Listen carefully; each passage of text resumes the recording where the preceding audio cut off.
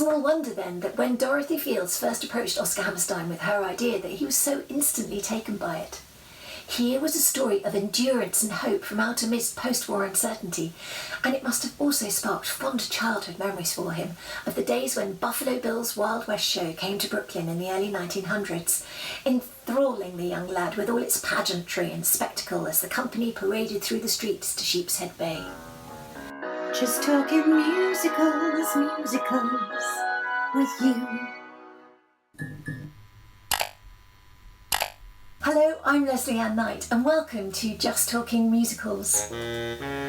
Coming up, we've got the second of this season's look behind the scenes at an iconic Broadway musical, and this time it's Annie, Get Your Gun from 1946. As the chimes of midnight heralded the dawn of another new year in January 1945, it must have been hard for many people to see any reason to celebrate. After the massive push of the D-Day landings in Europe the previous summer, the war for many was still grinding on, with the latest pathé and movie-tone newsreels providing a faint glimmer of hope that it just might all be over soon, with reports of the Allies' steady progress through war-torn Europe. In January in the United States, President Franklin D. Roosevelt was sworn in for an unprecedented fourth term as president. Having come to power in the midst of the Great Depression in 1932, bringing a promise of hope to the American people in his belief that the only thing we have to fear is fear itself, his final term in office was tragically cut short when, just 3 months after being re-elected, he was struck down by a brain hemorrhage, never to regain consciousness. With this gruelling war now entering its 6th year, families were well versed in their daily routines of rationing, blackouts and air raids.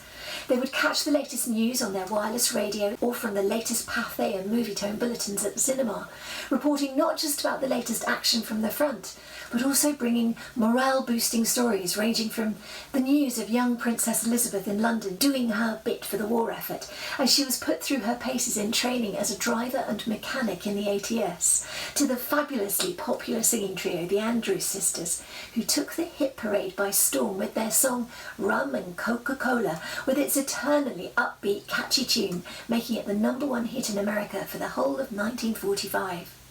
Finally, on the 8th of May, the much longed-for news of peace for our time became reality. In London, tens of thousands of people gathered in the streets, dancing and cheering in sheer relief as the King's radio address was transmitted via loudspeakers on the streets, announcing the end to hostilities.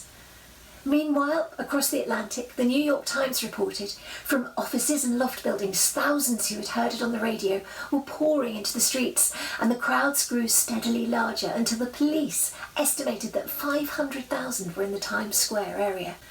That night, Times Square lit up once more, and Broadway, the Great White Way, with all its thousands of lights, shone boldly out into the darkness once again. During the lean years of the 1930s and the decade-long Great Depression, Broadway had somehow kept its head above water with the unerring creativity of talents like Irving Berlin, Jerome Kern, Oscar Hammerstein II, Rodgers and Hart, Cole Porter and the Gershwins. The onset of war brought fresh challenges to these hitmakers, and almost overnight light-hearted musical comedies with wartime themes began to appear, along with the arrival of an exclusive canteen for servicemen only in the basement of the 44th Street Theatre that became known as the Stage Door Canteen. Broadway at war may have lost its bright lights, but never its ability to entertain or innovate, when even during its darkest days, a show like Oklahoma, with its core values of hearth, home and the golden haze of nostalgia, brought happiness and hope to anyone who was within earshot. Even amidst the gloom of wartime, Oklahoma had caused a sensation on Broadway when it first opened in 1943, making its creators Richard Rodgers and Oscar Hammerstein II the toast of the town, whilst simultaneously saving its producers, the Theatre Guild, from almost certain bankruptcy. This huge success most definitely elevated Rodgers and Hammerstein into the upper echelons of Broadway's elite in the early 1940s, and along with the respect of their peers, they rather shrewdly set themselves up as music publishers and producers, as well as writers. As producers, they could now not only have more control over their own creativity, but also have the freedom to help other writers and add another string to their collective bow in terms of earning capacity. And one project that looked instantly appealing to the duo came from the brother and sister writing team, Herbert and Dorothy Fields. Dorothy had had the idea of writing a show based on the life of one of the most famous women in America at the turn of the century, none other than the sharpshooting phenomenon from Ohio, Annie Oakley. It was to be called Annie, Get Your Gun, and she wanted her friend, the larger-than-life star of stage and screen, Ethel Merman, to take the leading role. According to Field's biographer Charlotte Greenspan, one story Dorothy told about how she found her inspiration for the show went like this. Sometimes an idea for a show drops down from God's hands into yours. In 1945, I was working at the Stage Door Canteen, and I met a charming lady who was the head of Traveller's Aid, and she was telling me a story of a young sergeant who had been to Coney Island and come in stoned with Kewpie dolls and lamps and cigars and candy, and across his tunic had a row of sharpshooter's medals. And when I heard sharpshooter, the idea struck. Wouldn't it be marvellous to have Ethel Merman as Annie Oakley?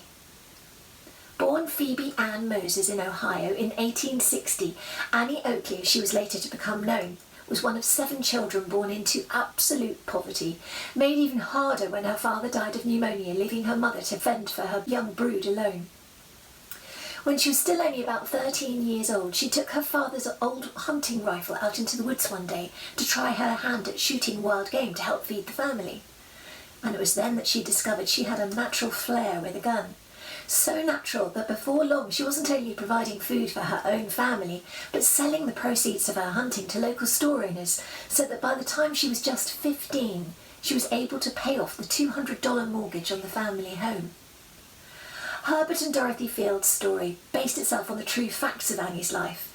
Meeting another sharpshooter, Frank Butler, and falling in love, meeting and becoming firm friends with Chief Sitting Bull of the Lakota tribe, touring America with Buffalo Bill's Wild West show, and performing to most of the crowned heads of Europe before returning to America a true heroine and unrivalled star of the show. Small wonder then that when Dorothy Fields first approached Oscar Hammerstein with her idea that he was so instantly taken by it.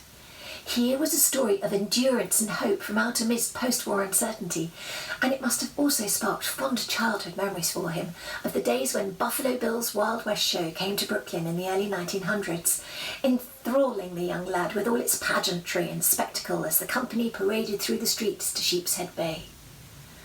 Next step was to find a composer to work with the Fields team. With Rodgers and Hammerstein already busy with their latest score for their next musical Allegro, they came up with the perfect plan to lure the gifted composer Jerome Kern back from Hollywood to Broadway. Like many composers, Kern had gone west to Hollywood during the lean years of the Great Depression to write for the movies, but it had never been the satisfying career move he had perhaps hoped it would be. From his alliance with Kern way back in 1927 when they wrote Showboat together, Hammerstein now saw the chance to give his old friend a choice project on Broadway, and while he was at it, there was a planned revival of Showboat on Broadway that needed his attention too.